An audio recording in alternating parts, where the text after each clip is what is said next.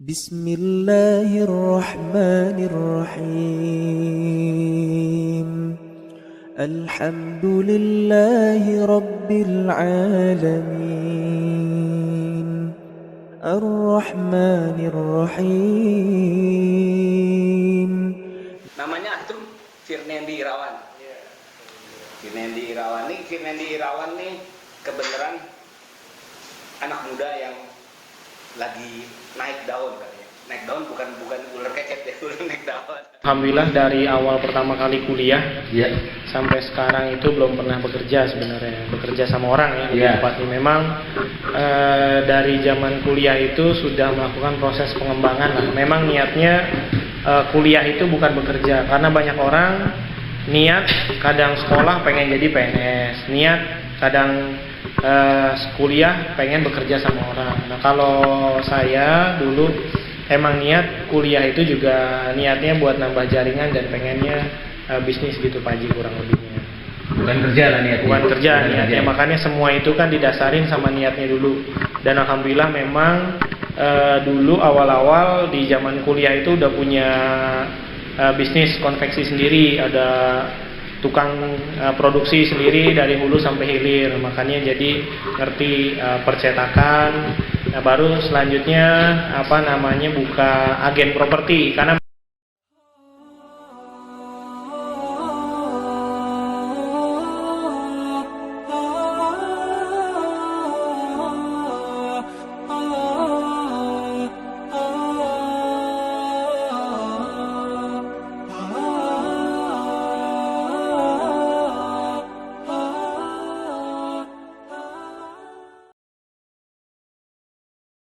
Bismillahirrahmanirrahim. Assalamualaikum warahmatullahi wabarakatuh. Waalaikumsalam warahmatullahi wabarakatuh. Namanya Antum Firnendi Irawan.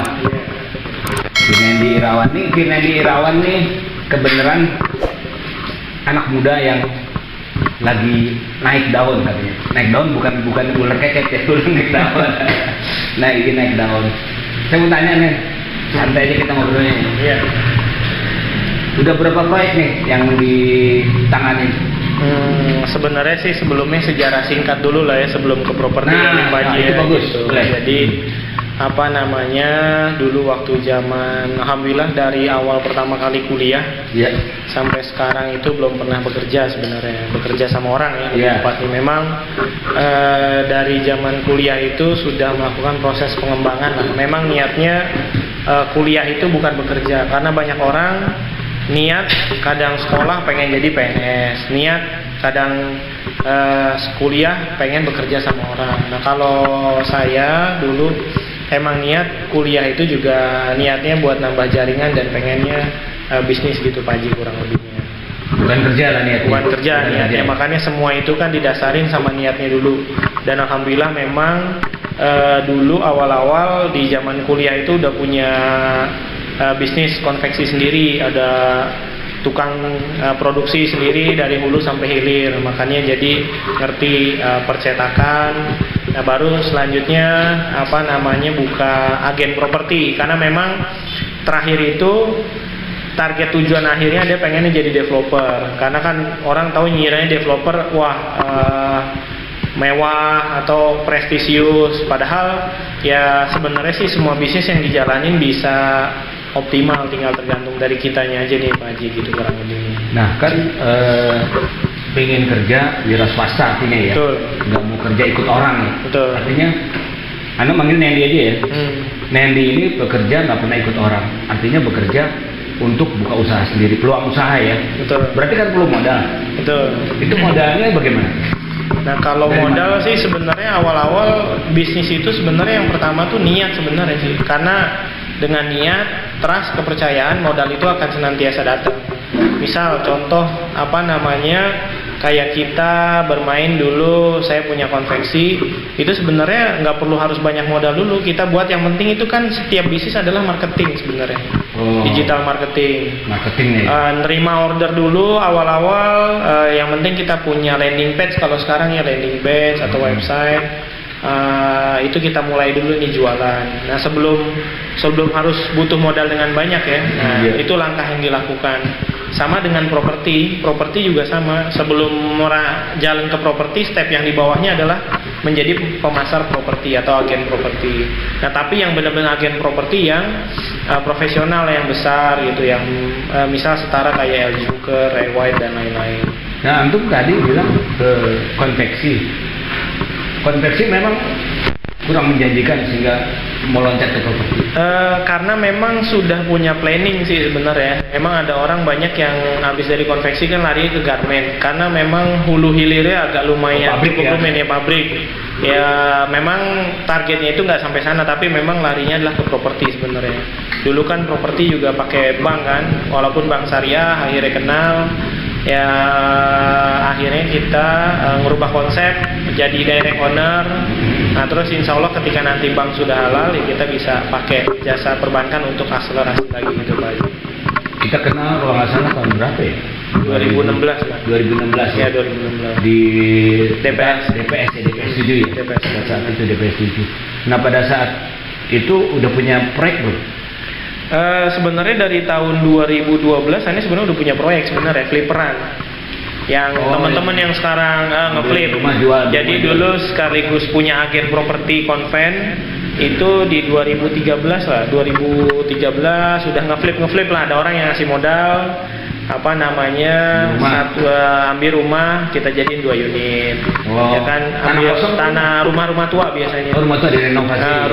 Rumah tua kita renovasi jual. Karena memang dulu properti pertama saya punya itu saya sebenarnya beli di 2013 lah kalau nggak 14 gitu ya.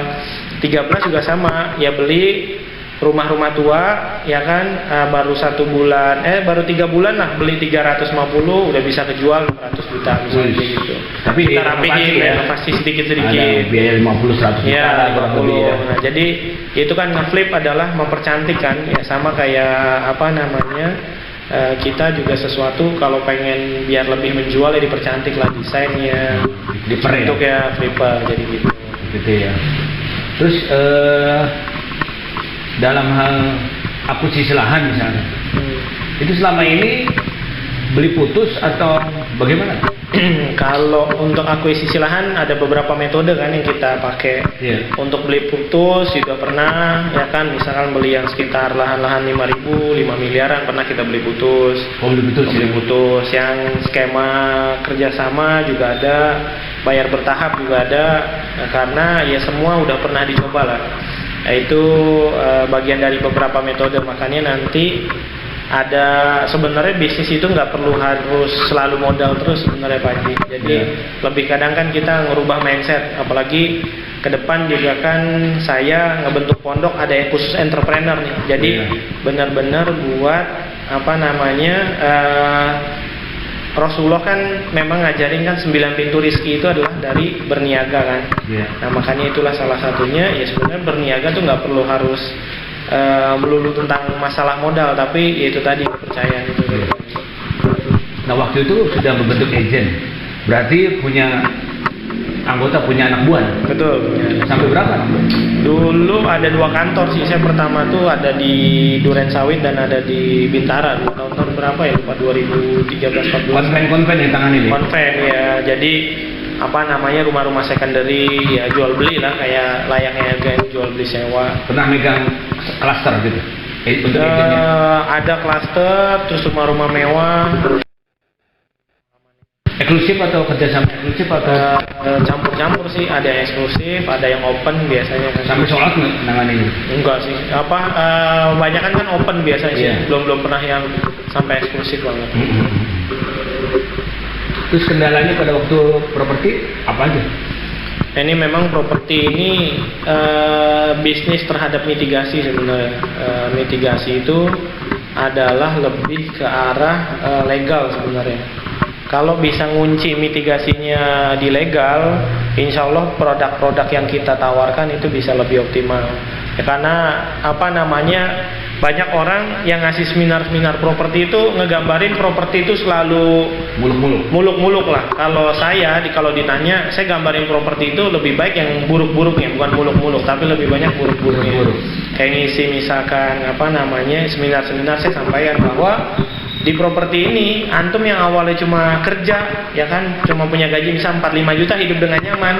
Nah kalau ngejalanin properti atau develop, mengembangkan kawasan, kalau tidak dengan ilmu yang benar-benar pasti, ilmu dari hulu sampai hilirnya, nah hidup antum bisa terancam gitu Pak Haji, karena nggak mudah. Jadi yang sebelumnya kita banyak kan teman-teman yang ngejalanin properti akhirnya tumbang di tengah jalan. Itu karena salah satu alasannya. Karena muluk-muluknya tadi ya. Muluk-muluk. Nah makanya lebih baik kita bicara tuh yang buruk-buruk lah. Jadi kayak gitu. Nah kalau buruk-buruk, gambaran buruknya seperti apa? Nah kalau buruk ada beberapa poin sih sebenarnya kalau di properti ya. Yang pertama kan mitigasi. Resiko tuh dilegal. Ya nanti biasanya itu kalau pengecekan tanahnya itu kurang optimal, atau nanti ada sertifikat ganda. Nah itu harus benar-benar menjalankan itu sebenarnya harus dengan skema konvensional Pak Haji, lebih ketat kan, lebih ketat ya. Walaupun ya kita sepanjang perjalanan ya namanya manusia kadang ada nyemplung lumpur ya, pernah lah 1-2 kali, tapi alhamdulillah masih bisa sempet ganti baju, sempet dandan lagi, sempat pakai minyak wangi lagi. Nah yang repot tuh kalau udah kecemplung di lumpur itu udah nggak bisa ganteng lagi lah bahasa itu tuh yang dikhawatirkan. Makanya properti itu ya kompleksnya itu kuncinya sebenarnya mitigasi ada di legal sebenarnya. Legal. Tadi bilang sertifikat janda, apa maksudnya tuh sertifikat janda? Ya biasanya itu kan di lahan itu ada beberapa surat, misalkan kalau hasil dari plottingan, nah itu bisa jadi ada yang suratnya girik, ada yang suratnya SAM. Nah itu yang bisa memastikan kan dari SKPT biasa surat keterangan pemilikan tanah. Nah itu kan ada tuh nanti kalau cara pemilikannya itu bisa minta dari BPN biasanya SKPT itu tanah itu historinya seperti apa. Jadi banyak orang tergiur sebenarnya ini kalau pengamatan saya banyak kalau ini kan kita mengusung konsep syariah Pak Haji ya. Yeah. Banyak teman-teman syariah itu terjebak itu karena buayan-buayan pemilik tanah Pak Haji biasanya. Kemudahan, terus cara bayar, terus yang penting jalan aja dulu. Akhirnya kita terbuai terhadap mitigasi resiko yang harusnya kita bisa tahan atau kita kunci di awal gitu. Mitigasi apa? Anda nggak ngerti mitigasi apa? Mitigasi itu kayak kunci resiko Pak Haji namanya. Oh, kunci resiko. Kunci resiko. Namanya kayak kunci resiko. Misal di properti itu pertama akuisisi lahan, ya itu kan kita mitigasi dulu nih supaya lahannya ini clear and clean. Nah, itu syarat-syaratnya kan harus ada. Misalkan kalau orang konvensional dia pasti maunya misal sertifikat, sudah ada keterangan pemilikan tanah, yang sudah terplotting. Biasanya kan nanti di belakang ada tuh di sertifikat sudah diplotting tanggal sekian, diperiksa tanggal sekian, berarti itu udah benar. Nah yang repot itu ya kita belum lihat sertifikat, belum kita kunci resikonya, udah kadang kita jualan. Nah itulah kelemahan dari teman-teman properti syariah. Yang ke depan itu yang akhirnya mengakibatkan banyak salah ya, termasuk kita juga bahan evaluasi supaya ke depan itu biar bisa lebih mengunci resiko itu biar tidak terjadi. Soalnya banyak orang-orang pemain properti itu yang backgroundnya memang bukan properti sebenarnya. Kadang ada yang cuma dari marketing tiba-tiba jadi developer, ada yang cuma jadi ojol bisa jadi developer. Akhirnya karena tidak kuat menghadapi hal serupa, akhirnya itulah bahwa properti syariah begini, properti syariah begitu, properti syariah gagal banget. Ya semoga kita dilindungi lah semua yang membawa nama syariah. Ya itu oknum ya. Oknum. Artinya oknum yang mungkin dia tidak cukup ilmu, terus menjalankan suatu properti, terus menghasilkan uang yang banyak, terus bingung untuk bagaimana nih ngatur keuangannya. Mungkin dia belanja sana belanja sini, keperluan pribadi, akhirnya harusnya kewajiban bayar DP lahan nggak terpenuhi, ke konsumen juga tidak terpenuhi gitu ya. Terus waktu itu sebelum ke syariah kan konven ya? Bank syariah lebih tepatnya. Oh iya, bank syariah ya. Nggak pernah pakai konven tapi bank syariah. Bank syariah. Terus sekarang kan kenapa mau hijrah ke properti syariah yang ibaratnya tanpa bank? Karena dulu kan ada skema perbankan tuh kan ada murabaha, namanya murabaha, atau ada musyarakah. Ya, Apa itu murabaha? Murabaha itu kan ya jual beli lah. Jual beli. Ya, itu tidak sempurna sih akad kepemilikannya. Misalkan ada pihak konsumen, pihak developer, dan pihak perbankan. Yang harusnya kan perbankan beli dulu dari developer, baru jual dulu konsumen. Ya banyak hal-hal itu yang memang perbankan itu tidak sempurna. Menurut banyak teman-teman skema kepemilikan ya kadang malah jatuhnya kayak memberi pembiayaan pinjaman sebenarnya itu sih. Jadi bukan murabaha. Nah itu jadi namanya kan core pinjaman, ya nggak boleh berlebih kan. Itu. Jadi bukan murabaha tapi pinjaman tadi ya. Pinjaman, jadi jatuhnya Pinjaman core. itu kategorinya dosa ya. Dosa. Kalau ada berlebih, tambahan ya. Riba jadi jatuhnya. Riba ya. Dan mungkin riba itu banyak masyarakat yang tidak paham riba itu apa ada hukumannya dari Allah dan hukuman dari Allah apa gimana? Ya riba itu kan segala sesuatu yang bertambah kan. Misal minjem, yang nggak boleh itu kan minjem ada kelebihan tambahan, yaitu riba. Kadang sampai ada manfaat dari pinjaman itu pun itu termasuk bagian dari riba. Yang jelas ya riba itu kan yang langsung merang itu Allah dan Rasulnya. Jadi sebenarnya diperangi Allah dan Rasulnya. Dia mana bisa menang sama Allah dan Rasulnya, pasti kalah. Masya Allah. Terus kira-kira lebih enak mana? Antum dari bank yang syariah terus ke properti syariah yang tanpa bank? Kalau untuk perputaran cash flow otomatis lebih cepat yang pakai bank syariah. Mau beli rumah tanpa riba? Hubungi kami sekarang juga, developer Pondok Raja Syariah. Hunian syariah bernuansa Islami untuk keluarga madani.